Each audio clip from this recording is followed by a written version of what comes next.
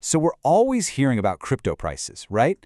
But what's really going on under the surface? In this explainer, we're going to look past all the noise, past the headlines, and really break down the huge shifts that are set to totally reshape the crypto world by 2026. And it's not just us saying this. Across the board, the experts, the builders, the analysts, they're all pointing to 2026 as this massive turning point.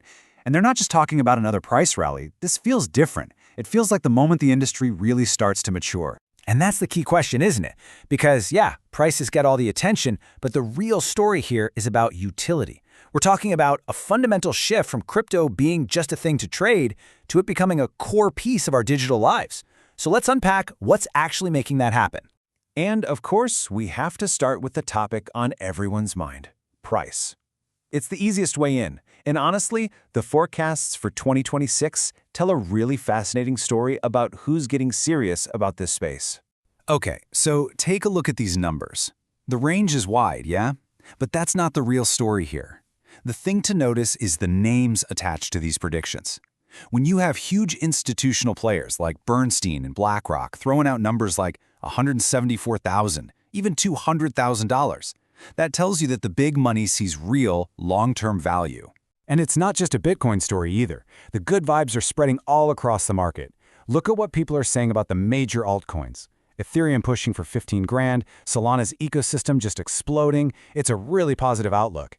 And each one has its own story, Legal clarity for XRP, development on Cardano. It shows the whole market is getting more sophisticated. But okay, let's pump the brakes for a second and get real. This kind of growth is never a sure thing. The crypto world is still facing some serious hurdles. You've got big economic shocks, unpredictable regulators, and yeah, the constant threat of hacks and bugs in DeFi. These are very real risks that could flip the script in a heartbeat. You've got to see both sides. So with that reality check in mind, let's pivot from just the price to one of the real engines behind all this value: decentralized finance, DeFi, because it is going through a massive, massive change. So, quick refresher for everyone. DeFi, what is it?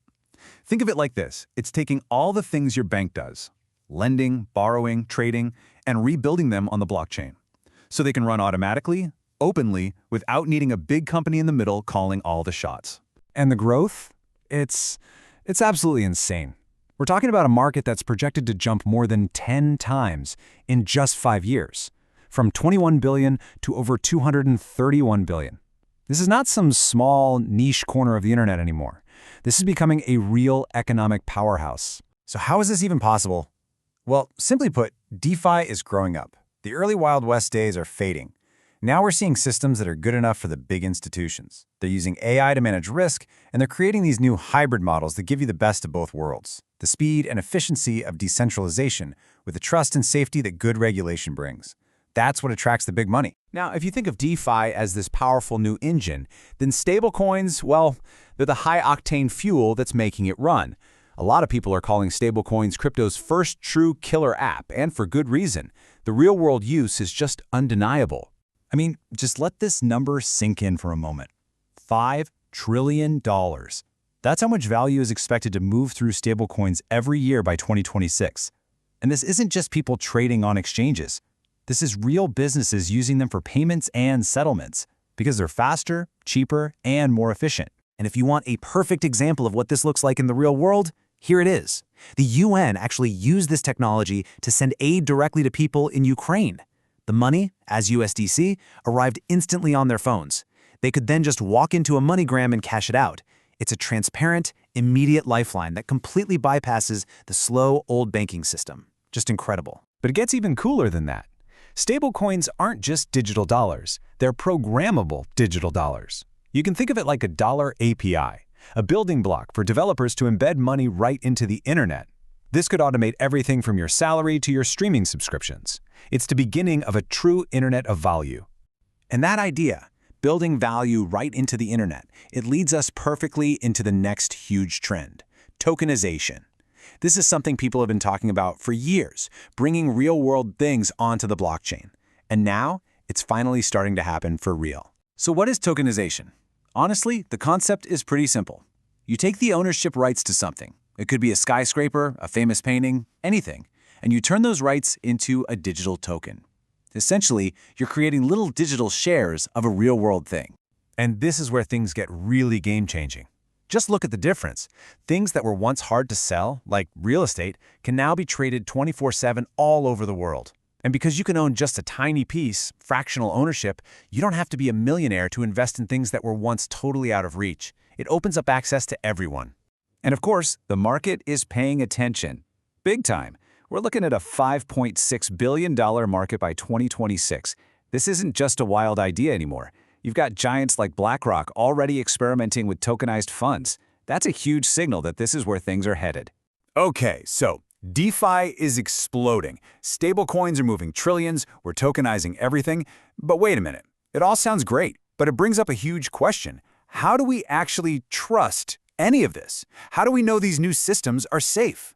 And the answer, and this might surprise you, is regulation. Now, I know, regulation can sound like a bad word in crypto, but more and more people are realizing that smart, clear rules aren't a roadblock. They're the foundation you need to build real, lasting trust. I mean, you just have to listen to what the industry leaders themselves are saying. This quote from Circle's strategy chief is perfect. He's saying that this new stablecoin law basically takes the high standards they were already following and makes them the rule for everyone. That's a good thing. So what's actually in a law like this? Well, it's all about building common sense guardrails. Things like making sure every single digital dollar is backed one-to-one by real safe assets, forcing companies to get audited and share the results, and even protecting you if a company goes bankrupt. These are the rules that make people feel safe enough to use the technology. So when you pull it all together, what's the big picture here? It's a story about a fundamental shift. Crypto is growing up. It's moving away from just being a volatile thing to speculate on, and it's becoming a truly useful, integrated part of how our digital world works. Look, we're heading towards a future where any kind of asset, any kind of value can be sent around the world as easily as an email. So the real question to leave you with isn't if it's coming, but how is this new Internet of Value going to change the way you invest, the way you work, and even the very idea of what you own?